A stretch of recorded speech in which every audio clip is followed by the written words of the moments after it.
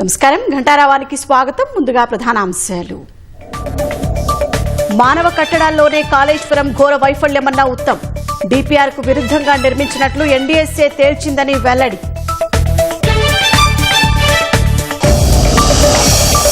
NDSA నివేదిక రాజకీయ ప్రేరేపితమన్న హరీష్ రావు.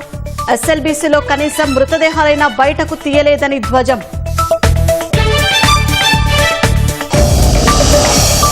హైదరాబాద్ లో మే 10న ప్రారంభం కానున్న మిస్ వరల్డ్ పోటీలు ప్రపంచం అబ్బురపడేలా నిర్వహించాలని సీఎం ఆదేశం.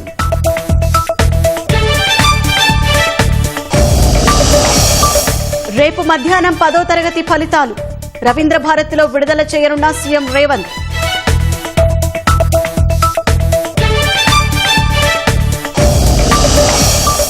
యాదాద్రి జిల్లా కాటేపల్లి ఎక్స్ప్లోజివ్ కంపెనీలో భారీ పేలుడు, నలుగురికి తీవ్ర గాయాలు, పేలుడు ధాటికి కుప్పకూలిన భవనం. ఢిల్లీలో ప్రధాని మోదీ అధ్యక్షతన ఉన్నత స్థాయి సమావేశం. జమ్మూ కశ్మీర్లో భద్రత సన్నద్దతపై చర్చ.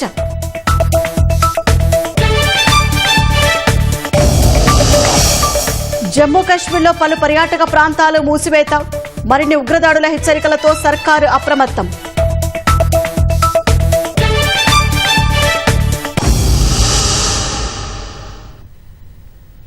స్వతంత్ర భారతంలోనే కాళేశ్వరం మినహా మానవ కట్టడాల్లో ఘోర వైఫల్యం చెందిన ప్రాజెక్టు మరోటి లేదని మంత్రి ఉత్తమ్ కుమార్ రెడ్డి ఆరోపించారు. కాళేశ్వరం ప్రాజెక్టుపై ఎన్డీఎస్ఏ ఇచ్చిన నివేదికపై పవర్ పాయింట్ ప్రజెంటేషన్ ఇచ్చిన నీటిపారుదల శాఖ మంత్రి ప్రాజెక్టు నిర్మాణం చేపట్టిన 6 నెలల తర్వాత డీపీఆర్ ను కేంద్ర జల సంఘానికి పంపారని వివరించారు. అంతటితో ఆగకుండా అప్పటి పెద్దల సూచనల మేరకు డీపీఆర్ కు విరుద్ధంగా ఇష్టారీతిన నిర్మాణం చేపట్టారని విమర్శించారు. మేడిగడ్డ ప్రతిపాదనను సీడబ్ల్యూసీతో పాటు విశ్రాంత ఇంజనీర్ల బృందం సైతం తోసిపుచ్చిందని వెల్లడించారు. ఎన్డీఎస్ఏ సూచనల ఆధారంగా తదుపరి చర్యలు తీసుకుంటామని మంత్రి వివరించారు. 10 ఏళ్లు అధికారంలో ఉన్న వాళ్ల అసమర్థత, అవినీతి, నిర్లక్ష్యం వల్ల రాష్ట్రం తీవ్రంగా నష్టపోయిందని మంత్రి ఉత్తమ్ కుమార్ రెడ్డి విమర్శించారు. కాళేశ్వరం ప్రాజెక్టు ఎన్డీఎస్ఏ నివేదికపై సచివాలయంలో పవర్ పాయింట్ ప్రజెంటేషన్ ఇచ్చిన మంత్రి ఎక్కువ కమిషన్ల కోసమే గత పాలకులు కాళేశ్వరం ప్రాజెక్టు చేపట్టారన్నారు. 80,000 కోట్లకు అనుమతి తీసుకుంటే ఇప్పటికే 1,00,000 కోట్లు దాటిపోయిందన్నారు. వివిధ కార్పొరేషన్ల పేరుతో అధిక వడ్డీకి రుణాలు తీసుకున్నారన్న ఉత్తమ్ వడ్డీ కింద 16,000 కోట్లు కడుతున్నట్లు వివరించారు.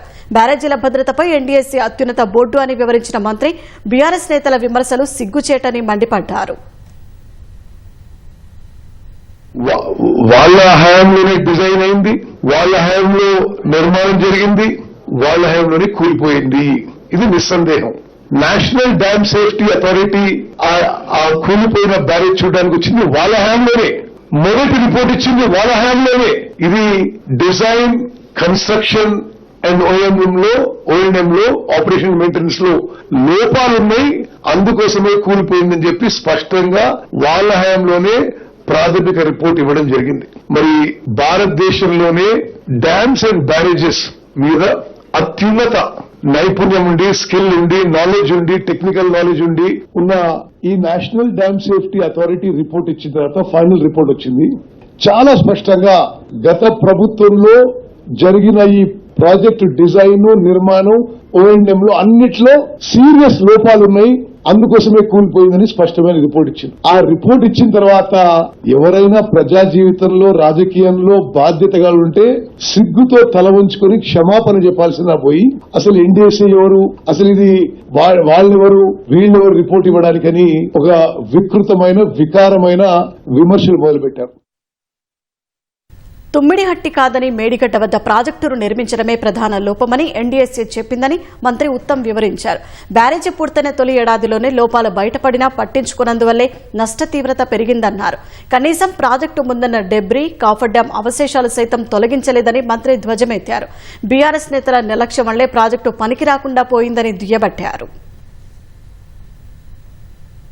ఎన్ని ఘోర వైఫల్యాలుంటే ఎంత తీవ్రంగా రాష్ట్రానికి, రాష్ట్ర ప్రజలకి, రాష్ట్ర రైతులకి, రాష్ట్ర ఆర్థిక వ్యవస్థకి నష్టం జరిగిందంటే సుందిల్లా అన్నారం బ్యారేజ్లు డిపిఆర్ లో ఫలానా చోట కడతామని చెప్పి ఒక బ్యారేజ్ ఏమో 2 కిలోమీటర్ల దూరంలో, ఇంకో బ్యారేజ్ ఏమో 5 కిలోమీటర్ల దూరంలో కట్టిండ్రు. అంటే ఎంత పెద్ద ఇది పొరపాటు ఆలోచన చేయాలి. ఎక్కడైతే కట్టిండ్రో అక్కడ జియో టెక్నికల్ ఇన్వెస్టిగేషన్ చేయలే, సాయిల్ టెస్టింగ్ చేయలే. అదే విధంగా వీళ్లు కట్టిన సంవత్సరంలోనే ఇనాగరేషన్ కి కొన్ని రోజుల్లోనే లోపాలు బయటపడ్డాయి. కానీ ఏ రోజు కూడా ఆ లోపాలు ఒప్పుకొని సరిదిద్దితే బహుశా ఇంత నష్టం, ఇంత ప్రమాదం జరగకపోయేదేమో. అదే విధంగా ముందుకు పోయినరు. బ్యారేజ్ కి, డ్యామ్ కి తేవాదల వాళ్ళు మొత్తం పర్యవేక్షణ. మరి బ్యారేజ్లలో it is only to regulate water. ప్రపంచంలో ఎక్కడ కూడా బ్యారేజ్లలో 2-3 టీఎంసీల కంటే ఎప్పుడు స్టోరేజ్ చేయరు. మరి ఈ బ్యారేజ్లలో 12, 13, 14 టీఎంసీలు స్టోర్ చేసేసి గోదావరి జలకళ అని పెట్టి ఫోటోగ్రాఫ్లు పెట్టి అదేదో మరి ఒక పబ్లిసిటీ కోసం చేసుకున్న విషయంతో ఈ రోజు తెలంగాణ రాష్ట్రానికి తీవ్రమైన నష్టం జరిగింది. ప్రాజెక్టు నిర్మాణం చేపట్టిన 6 నెలల తర్వాత సమగ్ర ప్రాజెక్టు నివేదిక కేంద్ర జల సంఘానికి సమర్పించారని మంత్రి ఉత్తమ్ వెల్లడించారు. కమిషన్ల కోసం కూలిపోయే ప్రాజెక్టు నిర్మించి రాష్ట్రానికి తీరని నష్టం మిగిల్చారని మండిపడ్డారు. స్వతంత్ర భారతదేశంలో మానవ కట్టడాల్లో ఇంత ఘోరంగా వైఫల్యం చెందిన ఏ ప్రాజెక్టు లేదు అని చెప్పి ఈ రిపోర్ట్ ద్వారా చాలా స్పష్టంగా అర్థమవుతుంది. కన్స్ట్రక్షన్ మొదలుపెట్టిన డిపిఆర్ తర్వాత చేసిండ్రు. కన్స్ట్రక్షన్ మొదలుపెట్టిన 6 నెలలకి డిపిఆర్ సెంట్రల్ వాటర్ కమిషన్ కి సబ్మిట్ చేసిండ్రు. ఇంతకంటే అసలు సిగ్గుచేటన్న పని కూడా ఉండదండి. వీళ్ళ ప్రభుత్వమే ఒక 5 రిటైర్డ్ చీఫ్ ఇంజనీర్స్ ఈ తుమ్మడి అట్టి నుంచి మేడిగడ్డ షిఫ్ట్ చేసే ముందే వాళ్ళతో కమిటీ చేసిండ్రు. వాళ్ళు చాలా స్పష్టంగా చెప్పిండ్రు తుమ్మడి అట్టి దగ్గరనే కొంచెం తక్కువ హైటో ఎక్కువ హైటో ఈయనే కట్టండి, మీరు మేడిగడ్డ దగ్గర కట్టొద్దు అని స్పష్టమైన రిపోర్ట్ ఇస్తే ఆ రిపోర్ట్ కాపీ కూడా మా దగ్గర ఉంది. ఆ రిపోర్ట్ కాపీ మాయం చేసింది. మరి ఎంత ఏ లెవెల్ నెగ్లిజెన్సా, ఇన్కాంపిటెన్సా, కరప్షనా ఒకసారి ఆలోచన చేయాలి. ఇంకో విషయం, డిపిఆర్ చేసి సిడబ్ల్యూసి సబ్మిట్ చేసిన తర్వాత దాంట్లో కూడా ఎవరికేం చెప్పకుండా అప్పుడున్న పెద్ద మనుషులు ఈ మార్పు చేయంటే ఆ మార్పు, ఆ మార్పు చేయంటే ఆ మార్పు. Significant changes which are uncommon were made during actual construction of barrages against what was planned the DPR. DPR లో ఒకటి ఉంటే వీళ్ళు యాక్చువల్ కన్స్ట్రక్షన్ చేసింది ఇంకోటి. మేడిగడ్డ, అన్నారం, సుద్దిల బ్యారేజీలపై ఎన్డీఎస్ఎస్ సూచనలను మంత్రివర్గంలో చర్చిస్తామని మంత్రి ఉత్తమ్ వివరించారు. అనంతరం పునరుద్ధరణ చర్యలతో పాటు బాధ్యులపై చర్యలు తీసుకుంటామని స్పష్టం చేశారు. కాళేశ్వరంపై ఎన్డీఎస్ఏ ఇచ్చిన నివేదిక మీద నీటిపారుదల శాఖ మంత్రి ఉత్తమ్ కుమార్ రెడ్డి మాట్లాడినవన్నీ అబద్దాలేనని బీఆర్ఎస్ సీనియర్ నేత మాజీ మంత్రి హరీష్ రావు ఆరోపించారు. మేడిగడ్డ నిర్మాణంలో అవినీతి జరిగిందని ఎన్డీఎస్ఏ ఎక్కడా చెప్పలేదని తెలిపారు. రాష్ట్రమంతటా బీఆర్ఎస్ రజతోత్సవ సభ, కేసీఆర్ ప్రసంగంపై చర్చ జరుగుతోందనే అక్కస్తో ప్రజల దృష్టి మళ్లించేందుకు ప్రభుత్వం ప్రయత్నిస్తోందని హరీష్ రావు దుయ్యబట్టారు. ఎన్డీఎస్ఏ అనేది ఎన్డీఏ ప్రభుత్వ జేబు సంస్థగా మారిందని ఆక్షేపించారు. ఎస్ఎల్బీసీ ప్రమాదం జరిగి 60 రోజులైనా ఇప్పటికీ మృతదేహాలు వెలికి తీయలేని ఘోర వైఫల్యం కాంగ్రెస్ కే చెల్లుతుందని హరీష్ రావు మండిపడ్డారు. మీరు వచ్చినాక ఖమ్మం జిల్లాలో పెదవాగు కొట్టుకుపోయింది, సుంకిశాల కుప్పగూలింది, పాలమూరు ఎత్తిపోతల పథకంలో వట్టెం పంపౌజ్ నిండా మునిగిపోయింది, ఎస్ఎల్బీసీ టనల్ కూలిపోయి 8 మంది ప్రాణాలు బలిగొన్నావు. నువ్వు 8 ఏళ్లు మీరే అధికారంలో ఉన్నారు. రాష్ట్రంలో, మహారాష్ట్రలో, కేంద్రంలో 3 చోట్ల అధికారం ఉండి తమ్మిడిహట్టికి అనుమతి మీరు తెచ్చుంటే, కట్టుంటే ఇవాళ ఈ పరిస్థితి ఎందుకు వస్తుండే? 4 ఏళ్లలో పూర్తి చేస్తామన్నారు. 7 ఏళ్లు అధికారంలో ఉంటే కనీసం తమ్మిడిహట్టి దగ్గర అంతర్రాష్ట్ర ఒప్పందం చేయలే. తప్పు చేసింది మీరు చేసిన తప్పును సవరించడానికి మేము ప్రయత్నం చేశాం. 4 ఏళ్లలో ప్రాణహిత సేవల్లో పూర్తి చేస్తామన్నారు. 7 ఏళ్లు అధికారంలో ఉంటే కనీసం తమ్మిడిహట్టి దగ్గర అంతర్రాష్ట్ర ఒప్పందం చేయలే. కాళేశ్వరం కమిషన్ గడువును రాష్ట్ర ప్రభుత్వం మరోమారు పొడిగించింది. మరో 1 నెల రోజుల పాటు జస్టిస్ పీసీ ఘోష్ కమిషన్ గడువును పొడిగించారు. మేడిగడ్డ, అన్నారం, సుందిళ్ల ఆనకట్టలకు సంబంధించిన అంశాలపై విచారణ కోసం రాష్ట్ర ప్రభుత్వం 2024 మార్చి 14న జస్టిస్ పీసీ ఘోష్ ఆధ్వర్యంలో కమిషన్ను ఏర్పాటు చేసింది. మొదట 100 రోజుల పాటు గడువు ఇచ్చి ఆ తర్వాత పొడిగిస్తూ వచ్చారు. నెలాఖరుతో కమిషన్ గడువు ముగుస్తుండగా మరో 1 నెల పాటు పొడిగింపు ఇచ్చారు. కమిషన్ గడువు మే నెలాఖరు వరకు పొడిగిస్తూ నీటిపారుదల శాఖ ముఖ్య కార్యదర్శి రాహుల్ బజ్జా ఉత్తర్వులు జారీ చేశారు. మే నెల 2వ వారంలో కమిషన్ తన నివేదికను ప్రభుత్వానికి సమర్పించే అవకాశం కనిపిస్తోంది. అటు జస్టిస్ పీసీ ఘోష్ కమిషన్ ముందు నీటిపారుదల శాఖ ఇంజనీరింగ్ చీఫ్ అనిల్ కుమార్ హాజరయ్యారు. ఎన్డీఎస్ఏ నివేదిక నేపథ్యంలో కమిషన్ ఆయనను పిలిచినట్లు సమాచారం. నిర్దేశిత పరీక్షలు పూర్తి కాకముందే గ్రౌండింగ్ చేయడం వల్ల అధ్యయనానికి ఆటంకాలు ఏర్పడ్డాయని ఎన్డీఎస్ఏ పేర్కొంది. అందుకు సంబంధించిన అంశాలపై కమిషన్ అనిల్ కుమార్ నుంచి వివరాలు తీసుకున్నట్లు తెలిసింది. 10వ తరగతి పరీక్షల ఫలితాలను సీఎం రేవంత్ రెడ్డి బుధవారం విడుదల చేయనున్నారు. రవీంద్ర భారతి వేదికగా మధ్యాహ్నం 1 గంటకు విడుదల చేస్తారని ప్రభుత్వ పరీక్షల విభాగం వెల్లడించింది. మార్చి 21 నుంచి ఏప్రిల్ 4 వరకు రాష్ట్ర వ్యాప్తంగా 10వ తరగతి పరీక్షలు జరగగా దాదాపు 5 లక్షల మందికి పైగా విద్యార్థులు హాజరయ్యారు. జవాబు పత్రాల మూల్యాంకనం పూర్తి కావడం, మార్కుల మెమోలను ఎలా ఇవ్వాలన్న అంశంపై పూర్తి స్థాయిలో స్పష్టత రావడంతో ఫలితాల విడుదలకు రంగం సిద్దం చేశారు.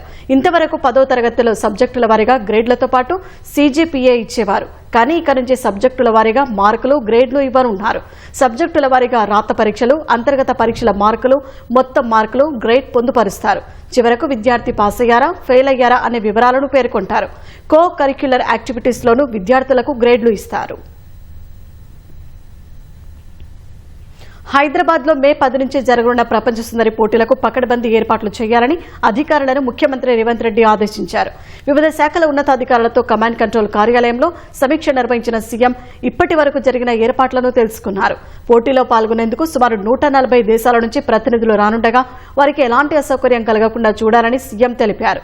విమానాశ్రయం, హోటళ్లు, ఈవెంట్లు జరిగే ప్రాంతాల్లో కట్టుదిట్టమైన భద్రత ఏర్పాట్లు చేయాలని పోలీసు ఉన్నతాధికారులకు ముఖ్యమంత్రి స్పష్టం చేశారు.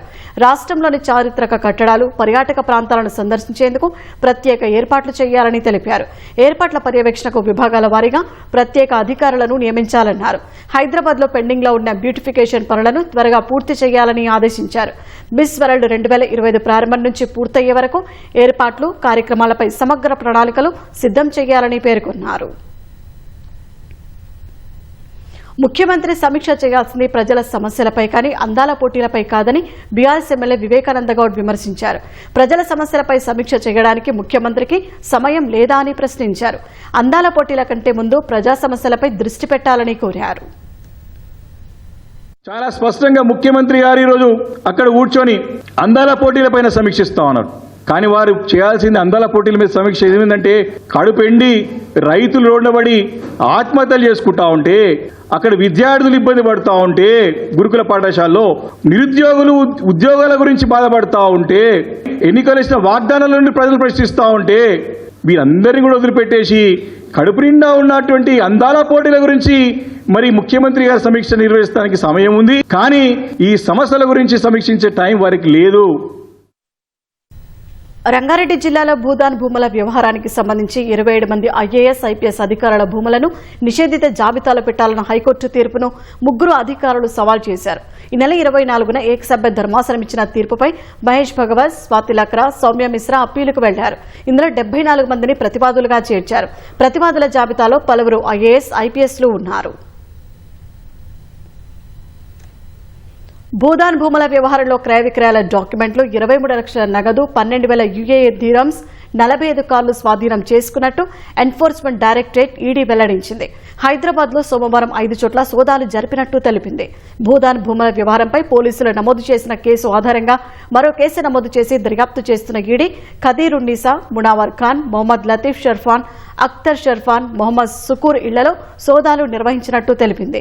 మహేశ్వరం మండలం నాగారంలోని ప్రభుత్వ స్థలాన్ని పూర్వీకులు ఆస్తి అని నమ్మించిన ఖదీరున్నీసా మధ్యవర్తులతో కలిసి నకిలీ డాక్యుమెంట్లు సృష్టించి ఇతరులకు అమ్మినట్లు ఈడీ గుర్తించింది. ప్రభుత్వ అధికారులు, మధ్యవర్తులు కలిసి నకిలీ డాక్యుమెంట్లు సృష్టించి ఆ భూములను నిషేధిత జాబితా నుంచి తొలగించినట్టు తెలిపింది. తర్వాత వాటిని ప్రైవేటు వ్యక్తులకు విక్రయించినట్టు నిర్ధారించి సోదాలు జరిపింది. ఆదివాసీల ప్రయోజనాలను దృష్టిలో పెట్టుకుని ఆపరేషన్ కగార్ను తక్షణమే నిలిపివేయాలని పంచాయతీరాజ్ శాఖ మంత్రి సీతక్క కోరారు. శాంతియుత వాతావరణం నెలకొల్పడమే ప్రభుత్వాల లక్ష్యంగా ఉండాలన్నారు. హైదరాబాద్ ప్రజాభవన్లో భారత్ బచావో సంస్థ ప్రతినిధులు సీతక్కను కలిసి ఆపరేషన్ కగార్ను నిలిపివేసేలా ప్రభుత్వం ప్రయత్నించాలని విజ్ఞప్తి చేశారు. కేంద్ర బలగాలు పెద్ద ఎత్తున కర్రెగుట్టలో సంచరిస్తుండటంతో ఆదివాసీలు భయాందోళనకు గురవుతున్నారని సీతక్క అన్నారు. మావోయిస్టులపై బలప్రయోగంతో కాకుండా శాంతి చర్చల ద్వారా సమస్య పరిష్కరించాలని కేంద్రానికి సీతక్క సూచించారు. మావోయిస్టుల శాంతి చర్చల ప్రతిపాదనకు కేంద్రం సానుకూలంగా స్పందించాలన్నారు. 2 వైపులా ప్రాణ నష్ట నివారణకు శాంతి చర్చలే మార్గం చూపుతాయని సీతక్క ఆకాంక్షించారు. ఆపరేషన్ కగార్ పేరుతో కేంద్రం చేస్తున్న నరమేధాన్ని తక్షణమే నిలిపివేయాలని వామపక్ష పార్టీలు డిమాండ్ చేశాయి. హైదరాబాద్లోని సిపిఐ రాష్ట్ర కార్యాలయంలో వివిధ వామపక్ష పార్టీల నేతలు సమావేశమయ్యారు. దేశ పౌరులైన మావోయిస్టులని పిట్టల్ని కాల్చినట్టుగా కాల్చి చంపడం సరికాదన్నారు. మావోయిస్టులు చర్చలకు వస్తామన్నా ఎందుకు ఆహ్వానించడం లేదని సిపిఐ రాష్ట్ర కార్యదర్శి కూనంనేని సాంబశివరావు ప్రశ్నించారు. చర్చల విషయంలో సీఎం రేవంత్ రెడ్డి చొరవ చూపి కేంద్రాన్ని ఒప్పించాలని విజ్ఞప్తి చేశారు. పరాయి దేశం మీద యుద్ధం చేస్తున్నట్లుగా ఈ దేశ పౌరులు, ఈ దేశంలో అన్ని హక్కులు కలిగినటువంటి పౌరుల్ని మావోయిస్టులు అనే పేరుతో ప్రతిజ్ఞ చేసి మరి ఆ ఆపరేషన్ పేరుతో తుదముట్టించాలనేటువంటి ఒక ఫాసిస్ట్ పన్నాగంతో ఇవాళ ముందుకెళ్తా ఉన్నారు. ఇతర దేశాలు మన దేశాన్ని ఆక్రమణ చేసుకున్న దేశాల మీద అట్లా ఛాలెంజ్ చేసేటువంటి ధైర్యం లేదు. రాజ్యాంగంలో వాళ్ళు ఏమైనా తప్పు చేసి ఉంటే కేసులు పెట్టండి, కానీ చంపే హక్కు మీకు ఎవరిచ్చారు? మేము చర్చలకు వస్తామని అంటున్నా కూడా నువ్వు చర్చలకు వచ్చినా సరే నేను చంపుతా అంటే ఫాసిస్టు మోకలు చేస్తున్నటువంటి ప్రయత్నం ఇది. ముస్లింలు ఉండొద్దు, కమ్యూనిస్టులు ఉండొద్దు, క్రిస్టియన్స్ ఉండొద్దు, ఇది మీ పాలసీ. శాంతి చర్చలకు వాళ్ళు ఆహ్వానించాలి. కేంద్ర ప్రభుత్వం ప్రజాస్వామ్యబద్ధంగా రాజ్యాంగబద్ధంగా వ్యవహరించాలని కోరుతున్నాను. పహల్గామ్ ఉగ్రదాడి తర్వాత ఢిల్లీలో జరుగుతున్న వరుస భేటీలు ఉత్కంఠ రేపుతున్నాయి. తాజాగా ప్రధానమంత్రి నరేంద్ర మోదీ మరోసారి ఉన్నత స్థాయి సమావేశం నిర్వహించారు. రక్షణ మంత్రి రాజ్నాథ్ సింగ్, త్రిదళాధిపతి సిడిఎస్ జనరల్ అనిల్ చౌహాన్, జాతీయ భద్రతా సలహాదారు అజిత్ డోబాల్తో మోదీ సమావేశమయ్యారు. ప్రధాని నివాసంలో జరిగిన ఈ భేటీలో భద్రతా దళాల అధిపతులు పాల్గొన్నారు. దేశంలో అంతర్గత భద్రతతో పాటు సరిహద్దులో నెలకొన్న పరిస్థితులపై చర్చించినట్లు తెలుస్తోంది. నిన్న రాజ్నాథ్తో సమావేశమైన మరుసటి రోజే ప్రధాని మోదీ మరోసారి భేటీ కావడం ప్రాధాన్యం సంతరించుకుంది. జమ్మూ కాశ్మీర్లో ఉగ్రవాదులు మరిన్ని దాడులకు పాల్పడే అవకాశం ఉందని నిఘా వర్గాలు హెచ్చరించిన నేపథ్యంలో అక్కడి ప్రభుత్వం అప్రమత్తమైంది. ముందస్తు చర్యల భాగంగా పలు పర్యాటక ప్రాంతాలను మూసివేసింది. సున్నితమైన పర్యాటక ప్రదేశాలను గుర్తించి అక్కడ భద్రతా దళాలు, స్థానిక పోలీసులు ప్రత్యేక బృందాలను మోహరించాయి. జమ్మూ కాశ్మీర్లో మరిన్ని ఉగ్రదాడులు జరిగే అవకాశం ఉందని నిఘా వర్గాలు హెచ్చరించిన నేపథ్యంలో అక్కడి ప్రభుత్వం అప్రమత్తమైంది. ముందస్తు జాగ్రత్తగా దాదాపు 50 పర్యాటక కేంద్రాలను మూసివేస్తున్నట్లు ప్రకటించింది. జమ్మూ కాశ్మీర్ వ్యాప్తంగా మొత్తం ఉన్న 87 పర్యాటక కేంద్రాల్లో సున్నితమైన ప్రాంతాలుగా గుర్తించిన 48 టూరిస్టు కేంద్రాలను మూసివేస్తున్నట్లు అధికారులు వెల్లడించారు. దూద్ పత్రి, కోకిర్నాగ్, దక్సం, సింథాన్ టాప్, బంగస్ వ్యాలీ సహా పలు సున్నితమైన పర్యాటక ప్రదేశాలను మూసివేసినట్లు చెప్పారు. ఈ ప్రదేశాల్లో భద్రతా దళాలు, స్థానిక పోలీసులు ప్రత్యేక బృందాలను మోహరించాయి. ఆ ప్రాంతాల్లో సాయుధ బలగాలతో భద్రత కల్పించిన తర్వాతే వాటిని తిరిగి ఓపెన్ చేస్తామని వెల్లడించింది. ప్రస్తుతం అందుబాటులో ఉన్న టూరిస్టు ప్రాంతాల్లో కట్టుదిట్టమైన భద్రతను ఏర్పాటు చేసినట్లు తెలిపింది. స్థానిక ప్రజలు, పర్యాటకులు అప్రమత్తంగా ఉండాలని, ఎవరైనా అనుమానాస్పదంగా కనిపిస్తే భద్రతా బలగాలకు సమాచారం ఇవ్వాలని అధికారులు విజ్ఞప్తి చేశారు. భద్రతా సమీక్ష కొనసాగుతుందని, అవసరమైతే మరిన్ని పర్యాటక కేంద్రాలను మూసివేసే అవకాశం ఉందని వెల్లడించారు.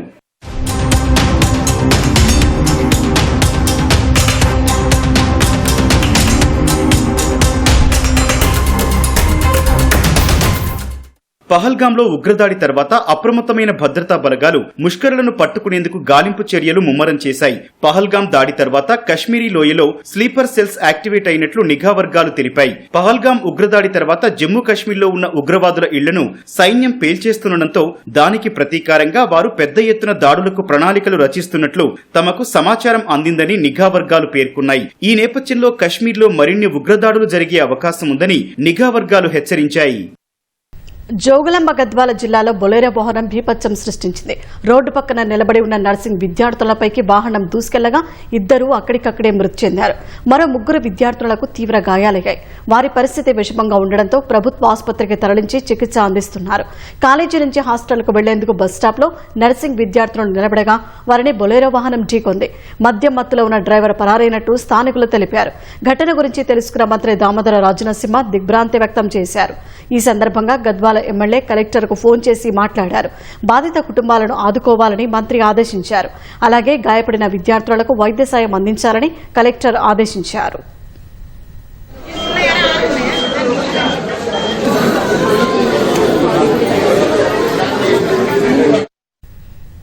యాదాద్రి భువనగిరి జిల్లా కాటేపల్లిలోని ప్రీమియర్ ఎక్స్ప్లోజివ్ పరిశ్రమలో భారీ పేలుడు సంభవించింది. ఈ దుర్ఘటనలో 6గురికి తీవ్ర గాయాలు కాగా 2 పరిస్థితి విషమంగా ఉంది. కంపెనీలోని భవనంలో ప్రమాదవశాత్తు పేలుడు సంభవించడంతో కార్మికులు బయటకు పరుగులు తీశారు. గాయపడ్డ వారిని చికిత్స నిమిత్తం భువనగిరిలోని ఓ ఆసుపత్రికి తరలించారు. మహేష్, శ్రీకాంత్లను మెరుగైన వైద్యం కోసం హైదరాబాద్కి తరలించారు. పోలీసులు కేసు నమోదు చేసుకుని దర్యాప్తు జరుపుతున్నారు.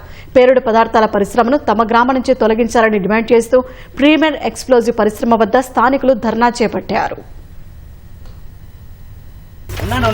ఈ బిల్డింగ్ లో ఉన్న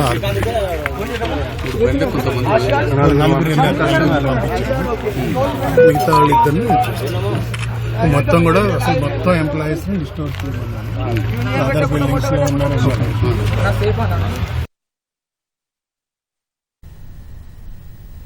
ఖమ్మం జిల్లా తల్లాడ మండలం మిట్టపల్లిలో విషాదం జరిగింది. ఓ ఇంట్లో ప్రమాదవశాత్తు గ్యాస్ లీక్ అయి 2 మృతి చెందగా 6గురికి తీవ్ర గాయాలయ్యాయి. మిట్టపల్లికి చెందిన గుత్తికొండ వినోద్ కుమార్ నివాసంలో సోమవారం రాత్రి గ్యాస్ లీక్ అయి ఇళ్లంతా మంటలు వ్యాపించాయి. ప్రమాదంలో వినోద్తో పాటు ఇంట్లోని కుటుంబ సభ్యులకు తీవ్ర గాయాలయ్యాయి. వారిని ఖమ్మం ఆసుపత్రికి తరలించి చికిత్స అందించారు. పరిస్థితి విషమంగా ఉండటంతో అక్కడి నుంచి హైదరాబాద్కి తరలించారు. చికిత్స పొందుతూ వృద్ధురాలు సుశీల, 7 ఏళ్ల బాలుడు తరుణ్ మృతి చెందారు.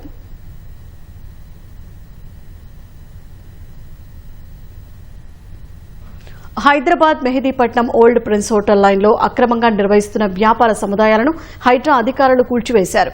కూల్చివేతల మెహదీపట్నం సర్కిల్ ఏసీపీ కృష్ణమూర్తి పాల్గొన్నారు. ఎలాంటి గొడవ జరగకుండా స్థానిక అధికారులు పర్యవేక్షించారు.